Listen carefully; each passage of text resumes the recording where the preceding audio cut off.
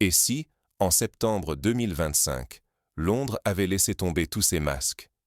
Si, soudain, le vrai visage de la suprématie blanche s'était affiché sans honte, brandissant croix et prières comme des armes? Imaginez la scène, une ville autrefois symbole d'accueil, devenue en quelques heures le théâtre d'une démonstration de force inédite. Plus de 150 000 personnes déferlant dans les rues, non pour célébrer, mais pour menacer. Pas de confettis, pas de chars colorés. Seulement des croix levées, des slogans religieux criés à plein poumon, et une ferveur suffocante qui glace les veines. Les images rappellent d'autres moments sombres de l'histoire. Pensons à Charlottesville, en 2017, où une marche de suprémacistes blancs, torches à la main, fit basculer la ville dans la terreur.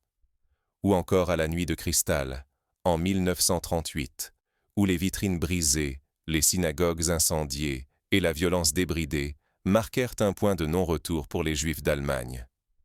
À Londres, en 2025, ce sont les croix qui remplacent les flammes, mais le message est le même, l'exclusion par la force.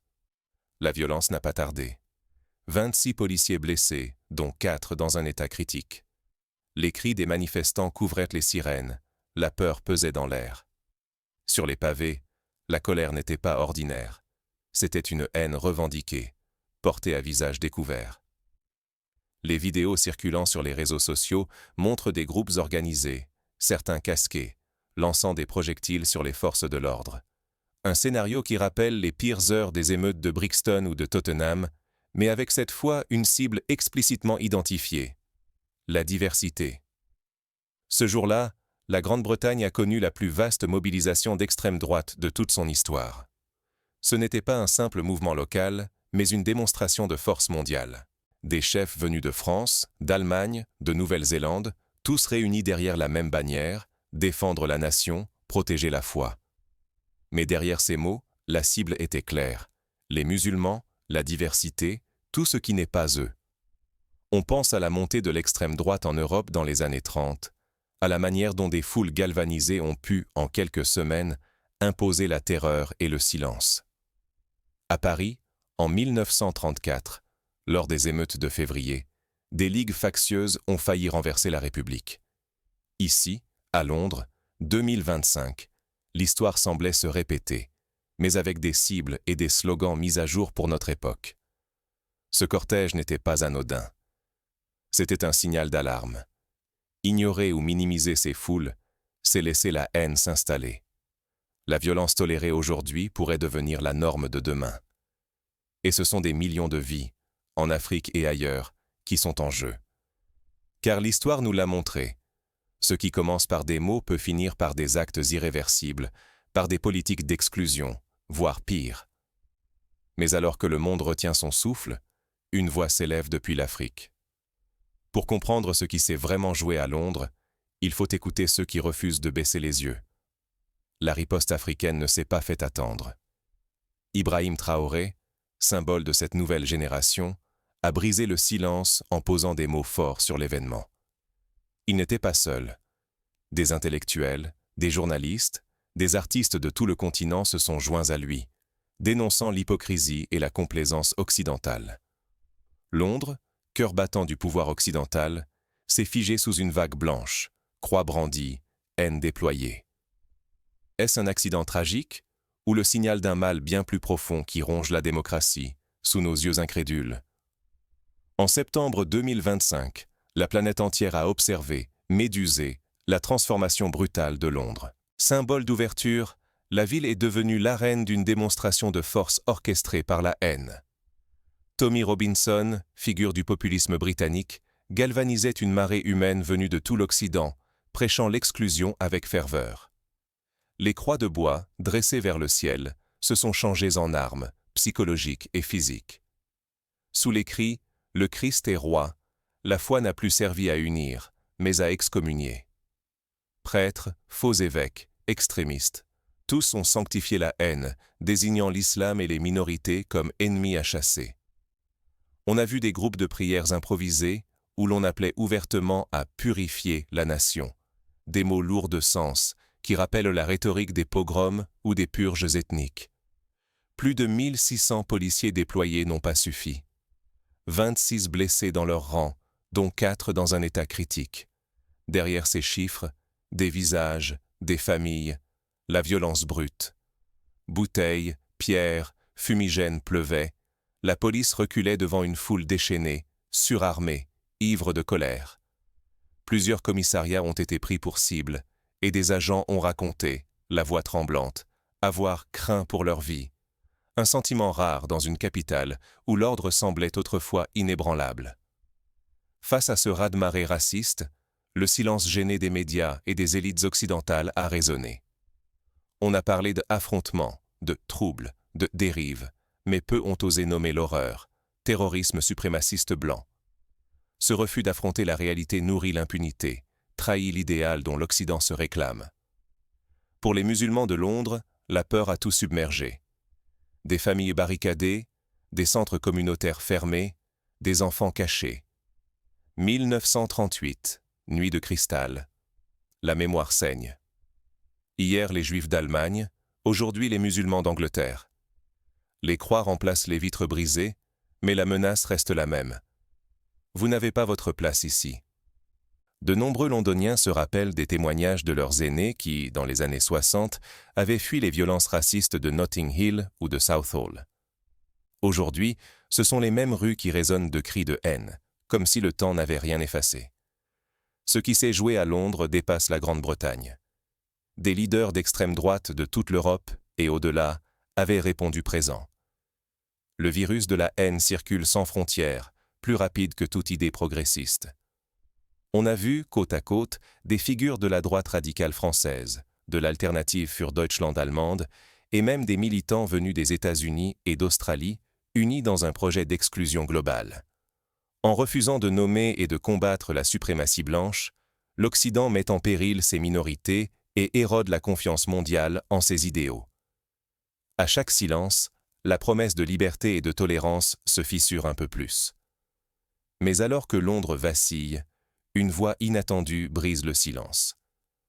Celle du capitaine Ibrahim Traoré, depuis Ouagadougou. Pour l'Afrique, le temps de la passivité est révolu. Il faut s'exprimer, agir, refuser d'être simple spectateur face à l'oppression. La riposte de Traoré marque un tournant pour le continent africain. Désormais, la lutte contre la suprématie doit se mener sur tous les fronts, et l'Afrique entend faire entendre sa voix. À Dakar, à Abidjan, à Nairobi, des mouvements citoyens se sont organisés en réaction, organisant des veillées, des débats publics, appelant à la solidarité internationale. Ce que Londres tente d'étouffer, Ouagadougou l'affirme sans détour. La suprématie blanche n'a jamais disparu, elle s'est seulement déguisée. Elle change de costume, mais garde la même logique d'exclusion. Dans la capitale britannique, des dizaines de milliers de croix brandies ne sont pas de simples signes religieux. Pour le capitaine Ibrahim Traoré, ces croix résonnent comme l'écho sinistre des croix enflammées du Ku Klux Klan, jadis dressées pour terroriser les Noirs en Amérique. Ce spectacle en plein XXIe siècle révèle une continuité glaçante. Les méthodes d'intimidation persistent, mutent, mais gardent la même cible. Traoré regarde plus loin que le choc immédiat. Il relie cette scène à une longue chaîne de souffrances. L'esclavage, la colonisation, puis l'exploitation moderne de l'Afrique. Selon lui, la violence d'aujourd'hui à Londres plonge ses racines dans des siècles de domination occidentale, où l'Afrique a toujours payé le prix fort. Prenons l'exemple du Congo belge, où, sous Léopold II, des millions d'Africains ont été réduits en esclavage, mutilés, tués pour satisfaire la soif de caoutchouc et d'ivoire de l'Europe. Ou encore, l'apartheid en Afrique du Sud, système institutionnalisé de domination raciale imposé par une minorité blanche sur la majorité noire. À chaque époque, le discours change, mais la hiérarchie demeure. Mais le capitaine va plus loin et ose la comparaison qui dérange. Il rappelle qu'un noir abattu ou protestant à Minneapolis suffit à déclencher chars et blindés, à criminaliser tout un peuple. À Londres, 150 000 manifestants blancs, parfois violents, armés de croix, ne sont jamais qualifiés de terroristes. On parle de liberté d'expression, de débat démocratique. 2 poids, 2 mesures. La couleur de peau décide du vocabulaire, de la légitimité, du sort réservé aux victimes. souvenons-nous de George Floyd, dont la mort a soulevé une vague d'indignation mondiale. Les manifestations afro-américaines ont été réprimées dans le sang, qualifiées d'émeutes, de troubles à l'ordre public. Mais à Londres, les actes d'extrême droite bénéficient d'une indulgence médiatique et politique qui choque jusqu'aux plus modérés. Les mots de Traoré traversent les océans. En Afrique de l'Ouest, au Maghreb, jusque dans les diasporas afrodescendantes d'Europe et d'Amérique, son discours réveille une conscience étouffée. Il brise l'omerta médiatique occidentale et offre des mots à ceux qui n'osèrent plus parler. Intellectuels, imams, prêtres, membres de la société civile s'emparent de l'analyse. Ce qui se joue à Londres, c'est le même vieux mépris, le même système qui protège les siens et piétine le reste du monde. Ce réveil s'accompagne d'une réflexion sur l'histoire. Dans les écoles, les universités africaines, on organise des séminaires pour revisiter l'héritage colonial, comprendre comment la domination se perpétue à travers les médias, l'économie, la culture. Des réseaux d'activistes s'emparent des réseaux sociaux pour dénoncer la duplicité du discours occidental sur la tolérance. L'enjeu est colossal. Si l'Afrique ne comprend pas que cette oppression se recycle sous de nouveaux masques, elle restera prisonnière. Toute résistance noire sera diabolisée, toute violence blanche excusée, parfois même glorifiée. Refuser de nommer l'ennemi, c'est condamner le continent à revivre la domination, à voir l'histoire se répéter sans fin. Devant ce constat, une question s'impose, urgente et brûlante. Que doit faire l'Afrique, maintenant que la crise londonienne met à nu la vulnérabilité du modèle occidental? Une onde de choc traverse les capitales africaines, où l'on débat pour la première fois d'une riposte collective. Les regards se tournent vers Ouagadougou, d'où pourrait émerger une nouvelle stratégie contre la domination mondiale. Des conférences sont organisées à Addis Abeba, siège de l'Union africaine, pour débattre de la réponse à apporter, et des intellectuels proposent la création d'un observatoire panafricain de la haine raciale. Quand l'Occident vacille, qui protège vraiment l'Afrique? Le choix est brutal. Rester dépendant ou risquer l'inconnu pour la vraie liberté. Il faut s'inspirer des luttes passées, comme la conférence de Bandung en 1955, où les pays du Sud se sont unis pour refuser la domination coloniale. Face à la crise morale de l'Occident, l'Afrique se tient à la croisée de 3 routes. Première route, la dépendance. Monnaie imposée, aide toxique, sécurité contrôlée par d'autres. Ce confort apparent est un leurre. Tant que nos ressources, nos choix et notre avenir sont dictés de l'extérieur, nous sommes vulnérables, jamais maîtres de notre destin. Pensons au franc CFA, toujours sous tutelle française, ou aux bases militaires étrangères qui quadrillent le Sahel. Deuxième route, le compromis. Quelques parcelles de souveraineté récupérées, certaines règles négociées, mais toujours sous l'œil des anciens maîtres. Ces demi-mesures offrent l'illusion du progrès, sans briser la chaîne de l'injustice. L'Afrique n'écrit pas son histoire, elle l'a subie. L'exemple du Commonwealth, où certains pays africains conservent des liens symboliques avec Londres, montre que la décolonisation n'est pas toujours synonyme d'indépendance réelle. Troisième route, la rupture ambitieuse. Reprendre le contrôle de nos richesses, établir l'égalité avec tous, construire une indépendance réelle. Ce chemin exigeant ne se décrète pas. Il se forge par la volonté, l'unité et le courage, chaque jour, face à l'incertitude. C'est le pari de Thomas Sankara au Burkina Faso dans les années 80, ou de Nkrumah au Ghana, qui rêvait d'une Afrique unie et forte. Le Burkina Faso l'a montré. Petit pays, immense symbole. Sous le capitaine Ibrahim Traoré, la nation a défié le statu quo, prouvant que l'Afrique peut refuser la soumission, même sous la pression et la menace. Leur audace inspire, mais rappelle aussi le prix à payer. Sanctions économiques, isolement diplomatique, campagne de désinformation. Le vrai danger, la division. Une Afrique fragmentée, où chaque État sacrifie demain pour survivre aujourd'hui, reste à la merci des puissances étrangères et de leur jeu cynique. L'unité continentale est notre bouclier premier. Sans elle, le continent restera prisonnier des crises, génération après génération. On se souvient des guerres fratricides, alimentées par des intérêts extérieurs. Rwanda, Soudan, Libye. Le choix est limpide, mais il exige du courage. S'accrocher à l'ancien système ou avancer ensemble vers une Afrique souveraine, digne et puissante. L'histoire le confirme. Attendre coûte toujours plus cher que l'audace. Mais ce choix, l'Occident ne l'acceptera pas sans résistance. Comment l'Afrique peut-elle s'unir et s'armer face aux nouvelles menaces qui se profilent? Dans les années 60, l'Afrique a vu ses leaders indépendantistes assassinés ou renversés. Lumumba, Sankara, Cabral. L'histoire nous enseigne que toute émancipation dérange ceux qui profitent du statu quo. La vérité ne suffit plus. Pour que l'Afrique se relève, il faut l'action, la solidarité et le refus du silence complice. Concrètement, cela signifie bâtir des alliances régionales, investir dans l'éducation, soutenir les médias indépendants, promouvoir la justice et l'égalité des chances.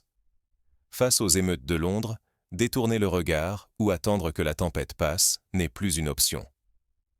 L'analyse courageuse du capitaine Traoré doit devenir notre boussole. Elle démasque le système, désigne l'ennemi, refuse la complaisance qui recouvre l'extrême droite de mots doux. Les mouvements de jeunesse, les syndicats étudiants, les associations de défense des droits humains doivent s'approprier ce discours et le traduire en actions concrètes. Céder à la peur ou à la résignation serait une erreur fatale. La violence qui a frappé Londres n'est pas une anomalie. Elle révèle une maladie profonde qui traverse l'Europe et contamine l'Afrique. Si nous restons immobiles, chacun de nous reste à la merci d'une domination qui change de visage, mais jamais d'intention.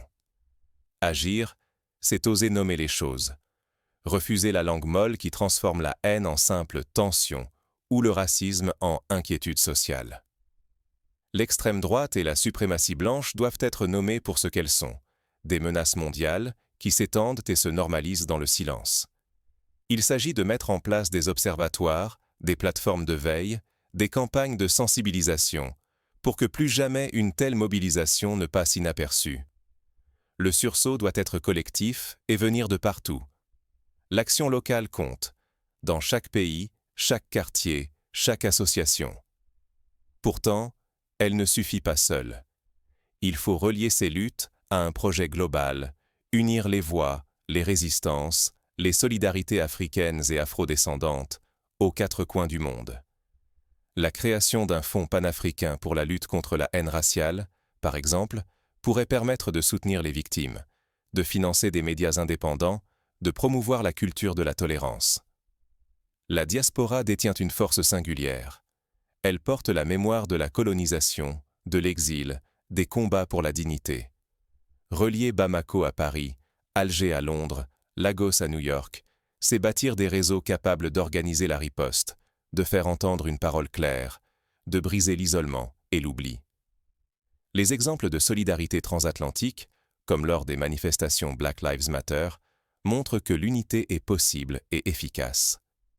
S'approprier l'analyse de Traoré, c'est refuser la passivité. Nous devenons acteurs, pas témoins. Mais la vraie question demeure. Comment transformer l'indignation en stratégie, la colère en action, la peur en puissance collective? Il faut élever le débat. L'indépendance africaine n'est pas un enjeu régional, mais planétaire. Quand l'Afrique se lève, elle défie la domination politique et les logiques racistes enracinées dans le monde entier. Notre lutte rejoint celle de tous les peuples qui refusent la subordination, l'humiliation, la répétition de l'histoire. On peut penser aux mouvements indigènes d'Amérique latine, aux peuples autochtones d'Australie, aux minorités opprimées d'Asie. Sans mobilisation, nous restons prisonniers du cycle fatal. Mais unis, solidaires, conscients de notre force, il devient possible de changer le destin. L'exemple de la mobilisation contre l'apartheid, où la pression internationale a fini par faire plier un régime réputé inébranlable, doit nous inspirer.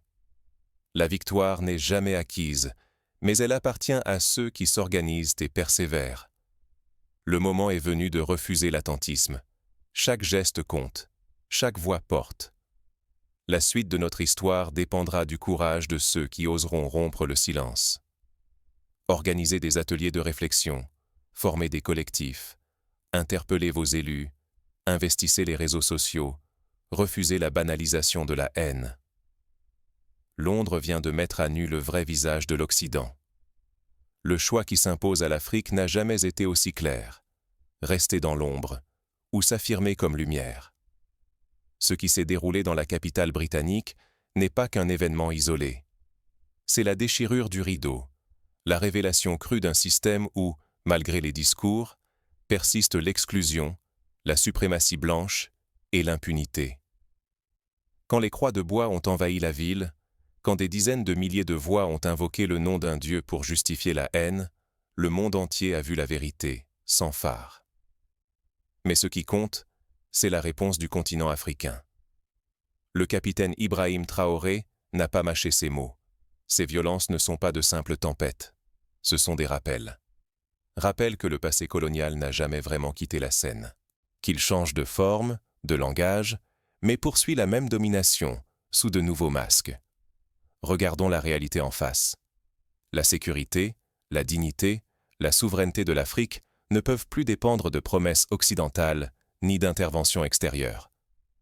L'heure n'est plus à la contemplation.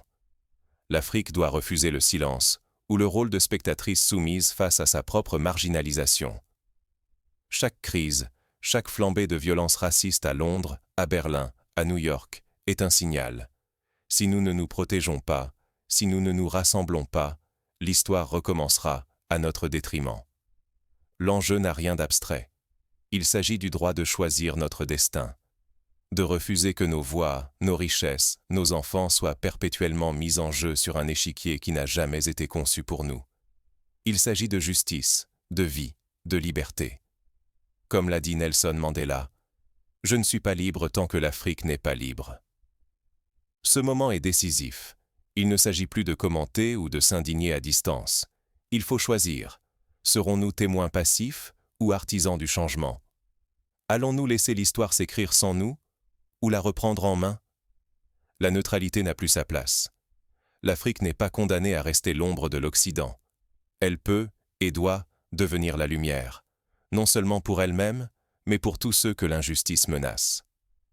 Cela commence ici, maintenant, avec le choix et l'engagement de chacun, au-delà des frontières, des langues, des croyances. Le futur se joue aujourd'hui.